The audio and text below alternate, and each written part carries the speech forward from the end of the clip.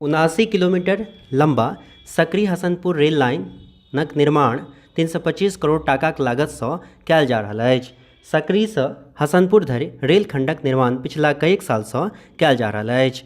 एहि रेलखण्डक शिलान्यास 1974 में स्वर्गीय ललित नारायण मिश्र केने रहथि। ताहिके बाद रामविलास पासवान एकर शिलान्यास कयलनि।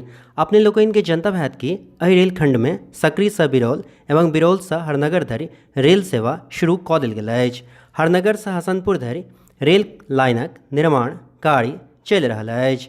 हसनपुरसँ विथान धरि ई सालके अंत तक रेल सेवा शुरू हेबाक उम्मीद कयल जा रहल अछि। सकरी हसनपुर रेल लाइन शुरू भेलाक बाद हसनपुरसँ दरभंगा, जयनगर, सहरसाक दूरी घटि जायत।